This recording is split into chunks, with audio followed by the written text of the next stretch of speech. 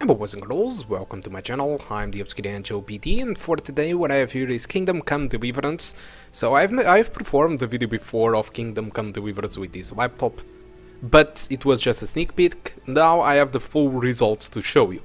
So this game was developed with the CryEngine 3.8. There are more recent versions of the CryEngine available, but War Studios, the developers of this game, decided to keep with the CryEngine 3, which I'm not really sure if it is a good idea or not, because CryEngine 4 do bring a lot of new optimizations to the engine, but still, it's the way that the game it's the engine that the game uses. Okay, so for the resolution, I will be using two custom resolutions. It's 960 per 540 and 640 per 380 or 360. It's something like that. I created those custom resolutions in the Intel GPU, but still you can still use your Nvidia graphics card to process the game.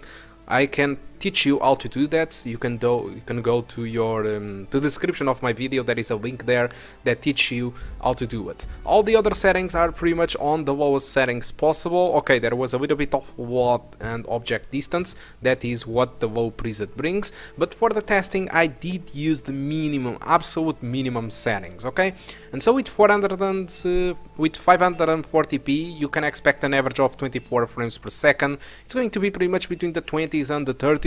That 14, it was a spike. Okay, it's just a spike. For the 360p, I could gladly say that the game was above 30 frames per second.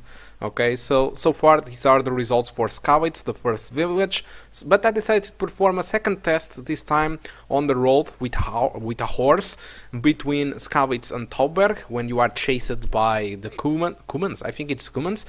And as you can expect, the frame rate is more and less the same. There are just one frame rate less on the 540p and one frame rate more on the 360p. Okay, so it is there was a little bit more action on the sequences and a lot more characters and a lot more foliage, and still it seems that the performance was fairly the same. Although Kingdom Come Deliverance has a place where the game it is really demanding. It's on Tauberg when it's nighttime and when it rains. So with the 540p, unfortunately the results are not very good. As you can see, the frame rate seems to spend most of its time between the 15 and the 25, while the 360p you can expect the game to perform between the 25 to more and less 40 frames per second. The problem with playing with 360p is that this is not a resolution scaling option. For example, with a resolution scaling option on any game, what you can do is you can still play with your native resolution and enjoy the HUD at the native resolution, like for example the ladders and all the information about your health and stamina, all with the native resolution, but still the game getting rendered with the resolution that you choose. But in this game it's not really the case. All the game it is rendered at that resolution, and so all the stuff gets really big or unfocused. So with the 360p it's really hard to see the ladders and to read anything, and unfortunately that's a big disadvantage, because despite all the pixelation that the 360p brings, I could gladly play the game with that on a laptop with a 15-inch screen.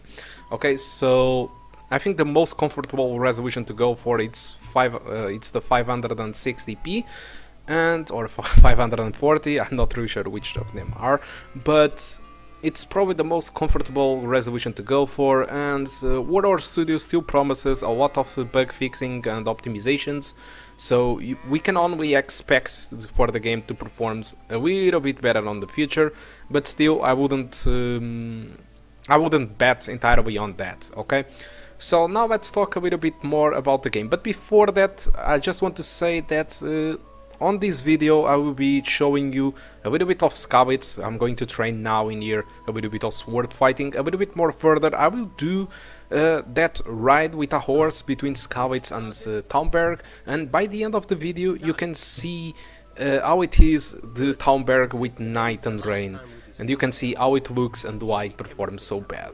But for now I'm going to talk a little bit more about the game itself. So like I told you, this game was developed by the Warehouse Studios. This is their first game, but the team is not really an inexperienced guys. You know, this game was founded with 5 million bucks. Skyrim was founded with 85 million, and The Witcher 3 was founded with 81 million. So that is a big difference in money that was spent on the game.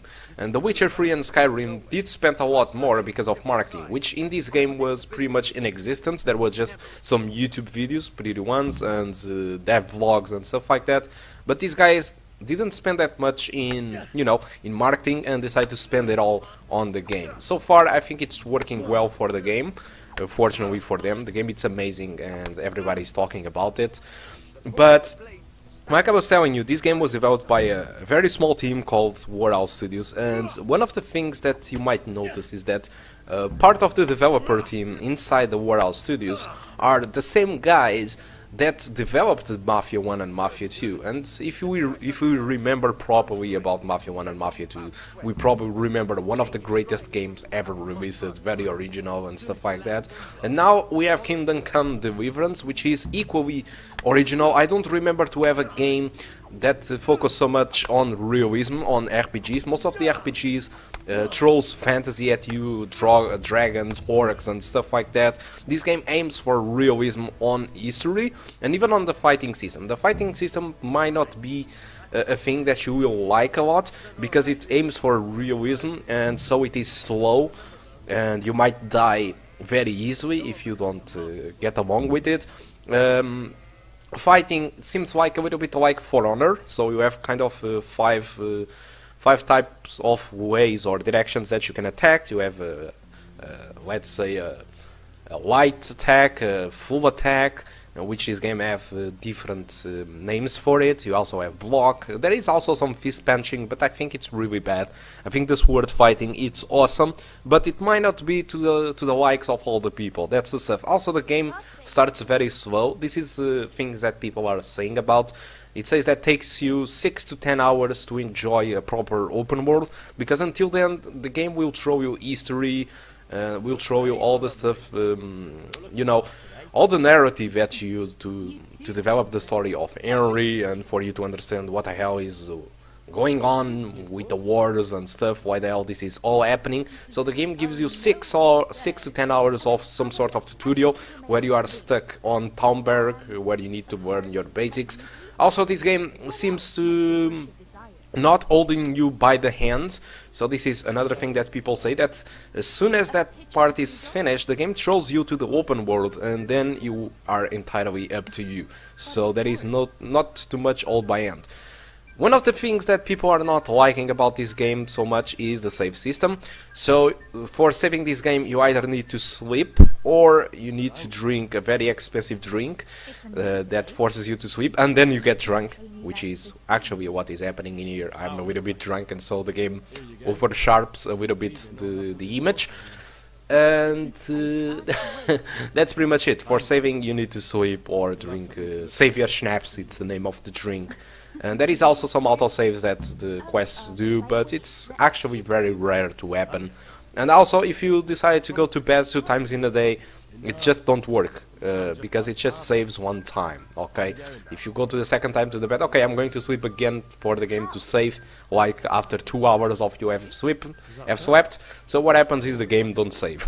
It's just, okay, you need this. I think this was done because this game has a lot of choices that you do and might affect a lot the core gameplay. For example, on Skyrim or Witcher, if you choose a decision that you didn't want it, or you didn't knew too much about the consequences, you just press F9 or just hold the game with the ancient save. In here, if you do that, you need to revert back probably some hours of gameplay beyond, backwards, sorry. You need to go back sometimes 1 hour backwards, and most of the people just say, okay, fuck that shit, okay, let's just proceed and face the consequences. This is what the developers want to happen in this game. So yeah, it's pretty much like this. This is a very realistic game on that regard. All the decisions and saving files, it's like this. And also there is another stuff. This game has a little bit of, let's say, survival thing. So you need to sleep. Okay, just don't sleep for the hours to pass or minutes. You also sleep because you really need to, and your character starts to side walking and closes his eyes, which is amazing. You need to eat, so that's something that you need to do. You need to buy food. Until now on this benchmark, as far as I tested, all the food was offered, but you need to eat. And also the damage system is amazing. So there is the bleeding, that it's nothing new about it, so you can bleed and stuff like that. But if you make really bad wounds, it might take days to treat you. It's not going to there with bandages or health kits or stuff like that. It's not just going to get fixed by that. To fix it, sometimes you need some days of rest and drinking and stuff like that, so that the wound might get better more faster. So there is a ton of details into this game. For example, if you go to a dealer or to a trader for some reason and you want to haggle the prices with him, and he sees you that you are in the bad shape or something, it might be a little bit, okay, so this guy is a little bit weird, so let's try to make the prices a little bit different with you. Okay, but if you appear very well dressed and very clean and you look like high society, like a noble or something, oh, good day, my sir, and oh, okay, your price is right, okay, what you say. So basically they completely lean down to you and say, okay, you are the man, you are the one that decides. You haggle some stupid prices and he says, okay, it's fine. So there is a lot of details onto this game. This game is entirely a masterpiece.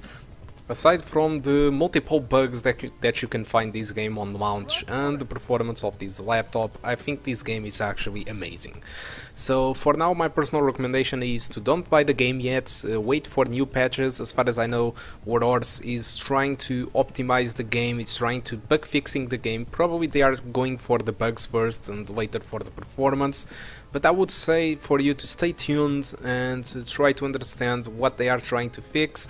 And if you see that there are some performance improvements and stuff like that, I think you can try and buy the game. Although for now, I think performance is a little bit rough. It's not going to be for everyone. Playing with 20 frames per second is clearly something that not all the people are able to do it. So that's all.